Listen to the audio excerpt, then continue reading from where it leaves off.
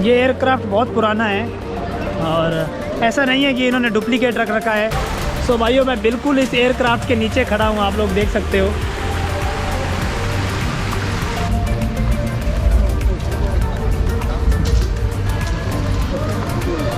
ये लिखा हुआ है आर्मेनिया। तो ये जो बिल्डिंग है ये आर्मेनिया को रिप्रेजेंट करती है। तो मुझे एक लड़के का कमेंट आया था कि ये जो स्कूटर लेके घूम रहे हैं ये कितने का है।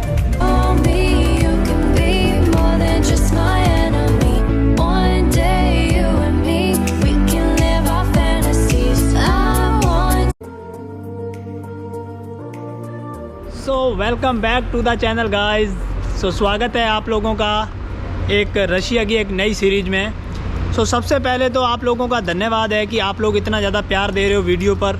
इंस्टाग्राम पर बहुत सारे कमेंट आ रहे हैं मुझे और सब लोग ये जानना चाहते हैं कि मैंने वीज़ा कैसे लिया और रशिया में घूमने के लिए कितना ख़र्चा आता है। तो मैं सोच रहा हूँ कि अभी तो ख़र्चा क्या बताऊँ यार, अभी मैं घूम रहा हूँ और रशिया कितना महंगा है, बहुत सारे लोगों ने पूछा।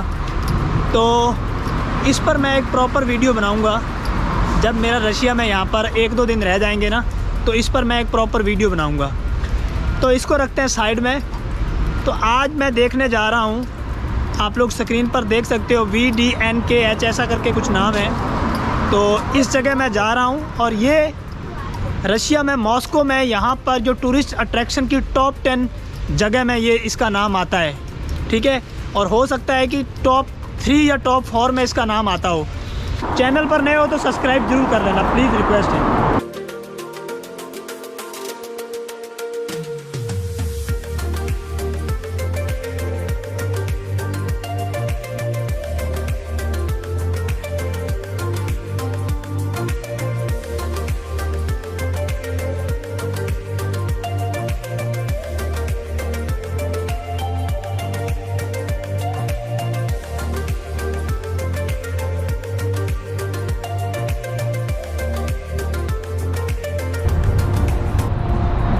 सो गाइज फाइनली जिस मेट्रो स्टेशन पे मैं उतरा था उसका नाम मैं डिस्क्रिप्शन में डाल दूंगा। अगर कोई इस जगह पर आना चाहता है तो आप लोग मेट्रो की सहायता से आ जाना और गेट नंबर 1 से एग्ज़िट करना है आपको।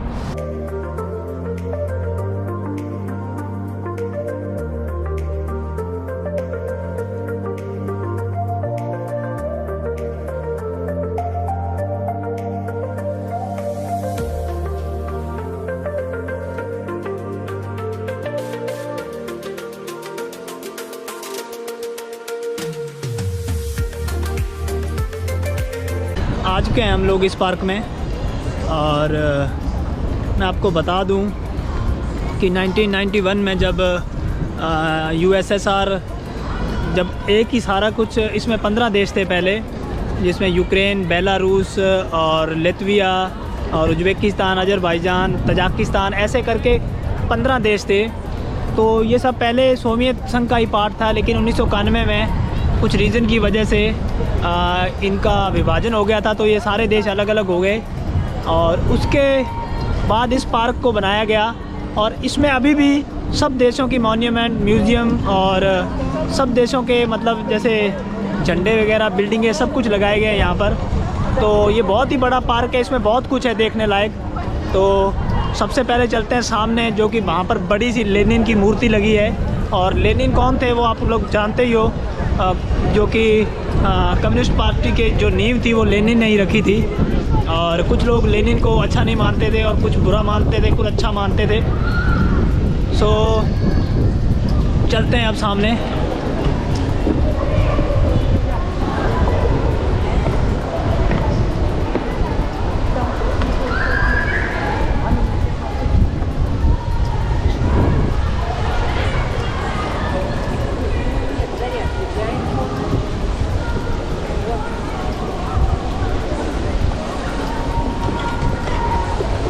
सो आप लोग जैसे ही पार्क में एंटर करोगे सबसे पहले आपको दिखेगी लेनिन की मूर्ति, जो कि बहुत ही बड़ी है और सुंदर भी लग रही है। और यहाँ से इसका व्यू बहुत ही औसम आ रहा है, आप लोग भीड़ देख सकते हो।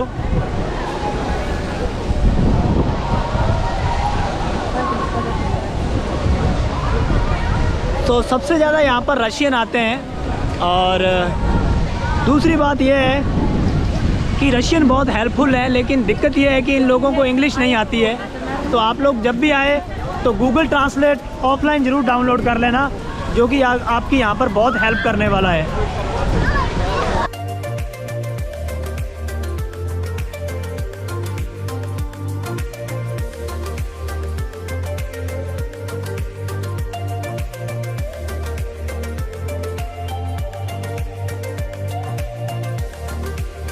तो अब मैं आपको बता देता हूँ कि इस पार्क को देखने के लिए लोग क्यों आते हैं। उसका रीज़न ये है कि 1991 से पहले ये यूएसएसआर का पार्ट था। मतलब इसमें ये बहुत सारे देश आते थे, जिसमें Ukraine, Belarus, Uzbekistan, Tajikistan, Azerbaijan और मालदोवा, ऐसे करके 15 देश इसमें आते थे। तो इन 15 देशों से मिलकर बनता था ये सोवियत यूनियन। तो इसका पूरा नाम है यूएसएसआर इंग्लिश का, और वैसे इसको हिंदी में तो सोवियत संघ बोलते हैं, लेकिन इंग्लिश में इसको यूएसएसआर बोलते हैं, जिसका मतलब है union of Soviet socialist Republic, ऐसा इसका नाम है। तो इस पार्क में आपको यूक्रेन, बेलारूस, जितने भी पहले सोवियत संघ में देश आते थे, उनके आपको म्यूज़ियम, मॉन्यूमेंट यहाँ पर देखने को मिल जाएंगे, जो उस देश को रिप्रेजेंट करते हैं। आगे चलकर मैं आपको दिखाऊंगा। तो अब आगे ये मेरे इसमें जैसे आप एंटर करोगे तो मिस्टर लेनिन यहाँ पर खड़े हैं, आपको मैं दिखाता हूँ।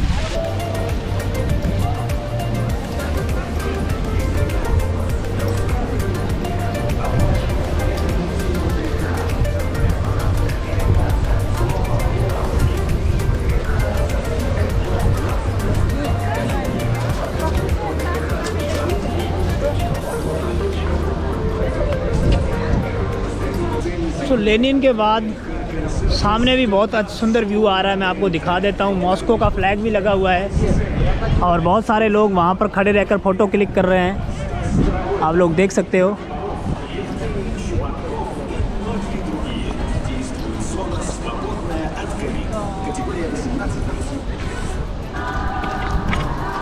और जनता तो वास्तव में बेहिसाब से आ रही है यहाँ पर।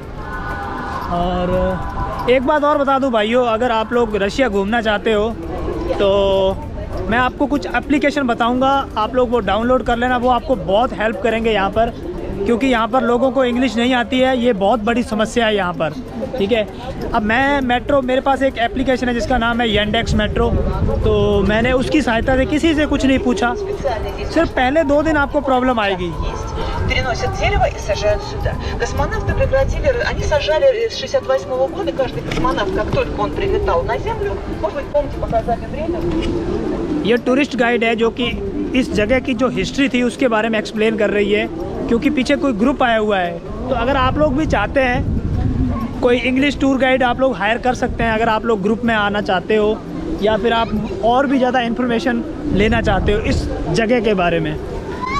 सो अंदर आते ही आपको और आगे चलकर जाना है। ये काफ़ी 5 किलोमीटर में फैला हुआ पार्क है, और रशिया के पार्क कोई आम पार्क की तरह नहीं है जैसे अपने इंडिया में होते हैं, नहीं। यहाँ पर हर पार्क में कुछ ना कुछ देखने लायक आपको ज़रूर मिलता है। और ये यहाँ पर बड़े बड़े पार्क हैं, यानी कि मैं यहाँ पर जब से आया हूँ 3 पार्क ऐसे देख चुका हूँ जिसके अंदर बहुत सारे लोग देखने लायक आते हैं। अब यहाँ पर बहुत सारी चीज़ें हैं ऐसे जो कि देखने लायक है, तो सामने चलते हैं।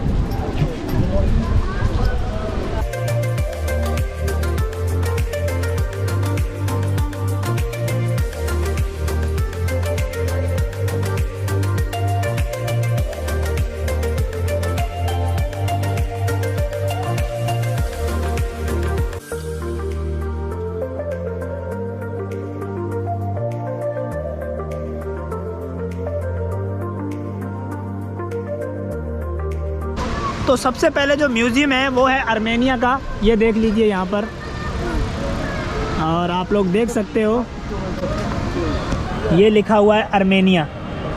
तो ये जो बिल्डिंग है ये आर्मेनिया को रिप्रेजेंट करती है, क्योंकि आर्मेनिया भी पहले एसएसआर का पार्ट था, सोवियत संघ का पार्ट था। विभाजन से पहले की बात कर रहा हूँ मैं, अब तो एक अलग कंट्री बन चुका है। तो सामने एक और म्यूज़ियम है। इसी वजह से इस पार्क में लोग देखने आते हैं, क्योंकि जितने भी देश सोवियत संघ से पहले, विभाजन से पहले सोवियत संघ में थे, उन सारे के जो म्यूज़ियम है और जो मॉन्यूमेंट है वो यहाँ रखे गए हैं। इसी वजह से यहाँ पर लोग बहुत सारे देखने आते हैं।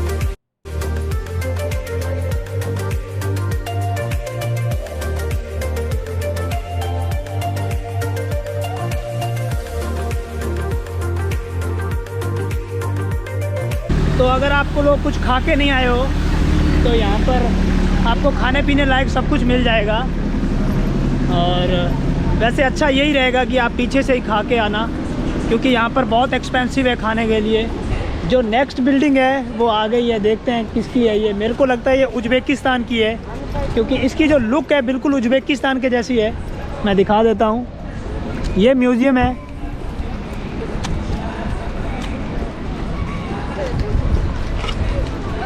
तो इसमें से जो बहुत सारी बिल्डिंगें ऐसी हैं जिनको सिर्फ रिपेयर किया गया है। ये बहुत पुरानी बिल्डिंगें हैं जब इनका विभाजन नहीं हुआ था तो सबके हेड यहीं थे, सबके ऑफिस यहीं होते थे। तो अब इनको थोड़ा सा बस रंग रोगन किया गया है और थोड़ा सा उसको इसकी देख रेख की जा रही है। बाकी ये बिल्डिंग मुझे बहुत पुरानी लग रही है, आप लोग देख सकते हो।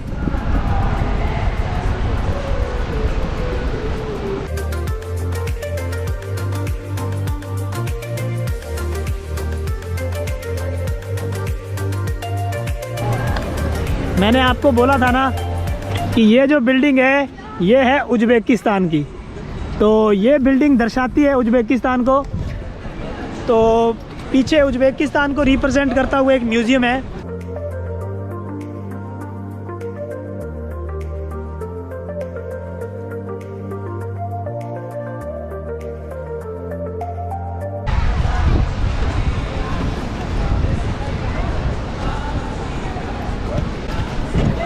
सो गाइज़, आप लोग यहाँ बैठकर लंच डिनर जो भी खाना पीना हो यहाँ खा सकते हो, लेकिन यहाँ पर बहुत एक्सपेंसिव है। मैं आपको उस साइड में जाके दिखा देता हूँ।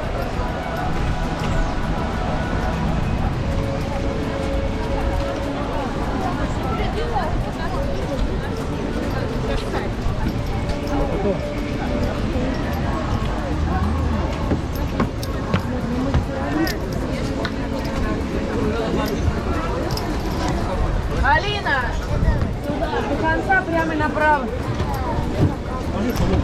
Вот там.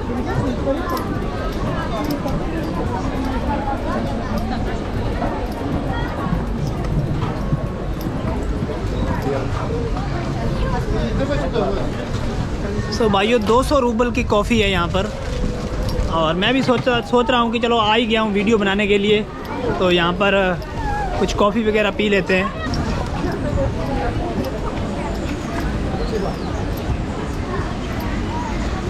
सो काफ़ी भीड़ थी पीछे, मैंने सोचा कि चलो पहले पूरा चक्कर निकाल आते हैं, उसके बाद देखते हैं खाते हैं। तो भाई स्मार्ट सिटी फूड कोर्ट, यहाँ पर आपको जगह जगह पर ये पार्क का पूरा नक्शा मिल जाएगा कि यहाँ पर आपको फूड कोर्ट है कुछ भी, मतलब। पर दिक्कत ये है कि इस बार ये इन्होंने थोड़ी बहुत इंग्लिश लिखी है, लेकिन ज़्यादातर ये पूरा का पूरा मैप है जो कि रशियन लैंग्वेज में होता है।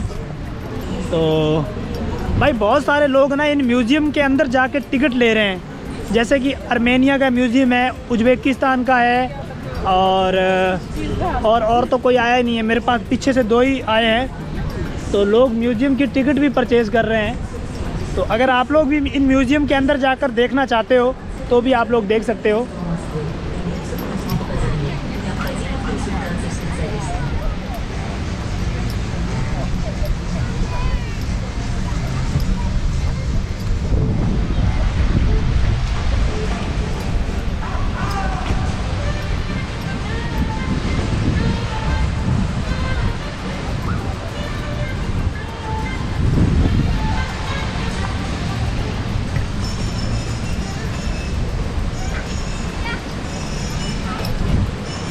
तो भाइयों बहुत बड़ा पार्क है यार ये, और रशिया के सारे पार्क बहुत बड़े हैं और देखने लायक भी है।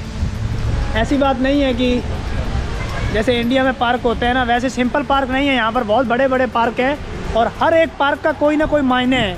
जैसे आपने एक पहले पार्क देखा होगा जो मैं ईना के साथ घूमने गया था, उस पार्क में क्या था, जो वहाँ के जो पहले राजा होते थे, जैसे अपने पहले भी राजा होते थे, तो वो लोग अपनी फैमिली के साथ वहाँ घूमने आते थे। तो ऐसी जो जगह है उनको ये लोग क्या करते हैं कि उनको टूरिस्ट अट्रैक्शन बना देते हैं। तो ये चीज़ें इंडिया में भी होनी चाहिए यार। इंडिया में जो पुरानी स्मारकें हैं उनकी कोई देख रेख नहीं कर रहा है, सिवाय कोई 2-4 हैं बड़ी बड़ी, उनकी देख रेख की जा रही है। लेकिन ये लोग सब कुछ मैनेज करके रखते हैं यार। मैं आपको दिखाता हूँ। और एक ये और म्यूज़ियम आ गया है, लेकिन अभी फ़िलहाल इसके ऊपर कहीं कोई साइन बोर्ड नहीं लगा हुआ है कि ये किस देश को रिप्रेजेंट करता है। तो आगे चलते हैं।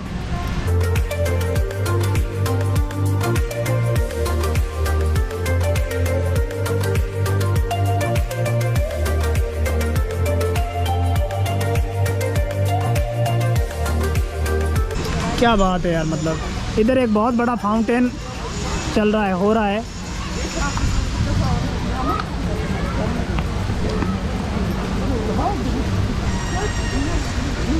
भाई ये बहुत बड़ा पार्क है यार।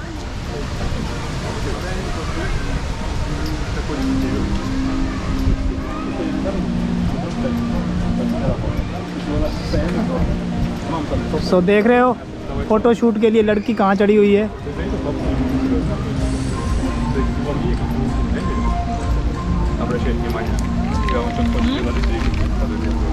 तो मुझे एक लड़के का कमेंट आया था कि ये जो स्कूटर लेके घूम रहे हैं ये कितने का है। तो भाई कल मैंने पता किया था, ये 31,000 का स्कूटर है। मैं आपको दिखा देता हूँ, लेकिन यहाँ पर आपको रेंट पर मिल जाएगा, लेकिन बहुत एक्सपेंसिव है। 12 रुपये लगते हैं 1 मिनट के। अगर आप 10 मिनट भी लीजिए, मैं इस स्कूटर की बात कर रहा हूँ। ये जो मेरे पीछे स्कूटर लेके जा रहे हैं भाई साहब, मैं इसकी बात कर रहा हूँ। इसका जो रेंट है 12 रूबल लगते हैं 1 मिनट के। इसकी बात कर रहा हूँ मैं, ये वाले स्कूटर की।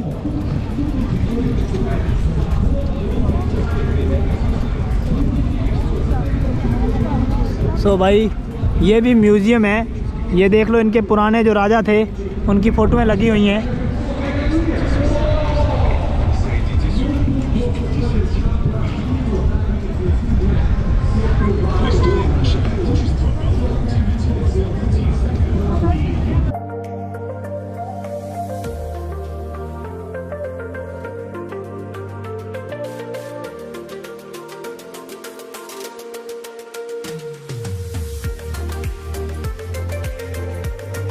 सो अभी आप लोग सोच रहे होंगे कि यहाँ पर ये जो हवाई जहाज़ है वो क्यों रखा गया है। आर्मी का जो हेलीकॉप्टर है वो भी रखा हुआ है, और फाइटर जेट भी है, और ये स्पेस में भेजने वाला जुगाड़ भी है। तो ये बेसिकली क्या है कि ये जो एरिया है ये पहले आर्मी बेस एरिया होता था।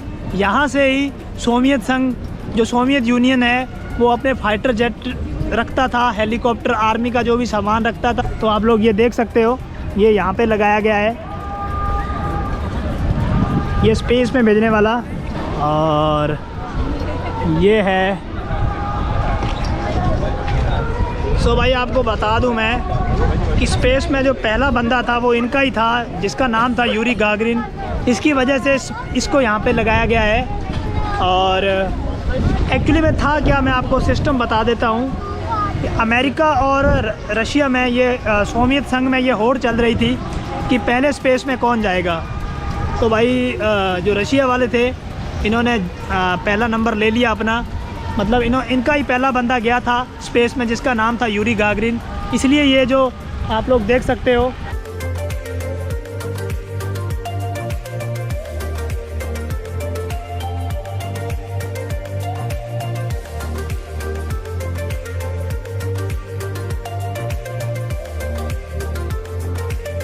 ये पहले उनका सारा इलाका आर्मी बेस होता था, इसलिए इन्होंने सारा कुछ यहाँ लगा रखा है। ये देख सकते हो, बिल्कुल ओरिजिनल है ये।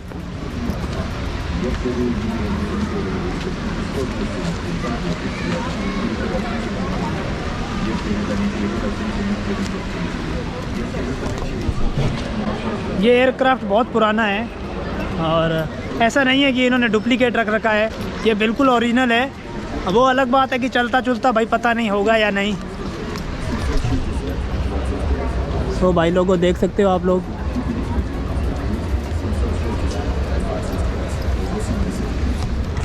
और ये रहा भाई एयरक्राफ्ट वाला जुगाड़। продукция более чем 160 белорусских предприятий, мясомолочный, кондитерский и хлебопекарная отрасль, а также изделия легкой промышленности Республики Беларусь. Спешите посетить выставку-ярмарку в районе 18 Республики Беларусь. Рядом с порталом Канальный Филок. Молитесь.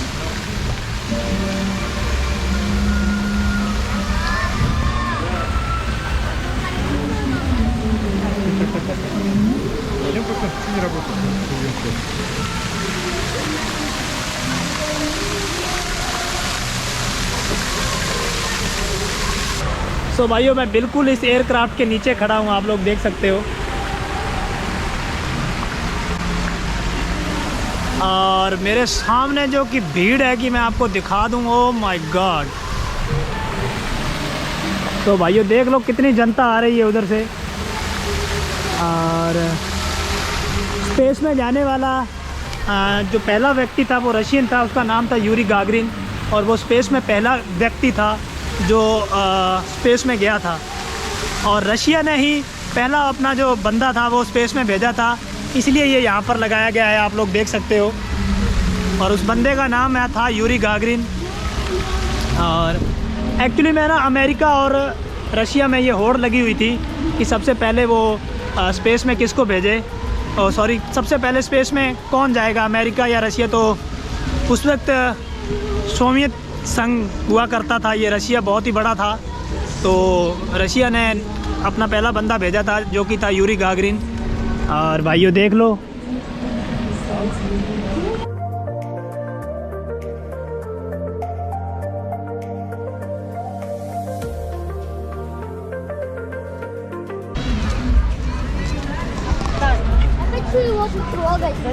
तो भाइयों भीड़ बढ़ती जा रही है, काफ़ी सारे लोग आ रहे हैं, ज़्यादातर रशियन ही हैं क्योंकि रशिया बहुत बड़ा देश है।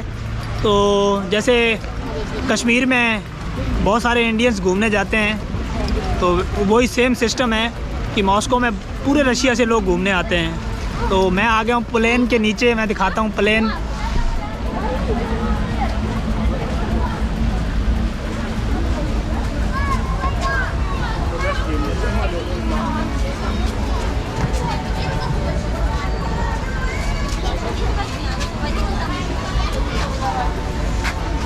तो भाई ये ओरिजिनल है, मैंने कहा था ना।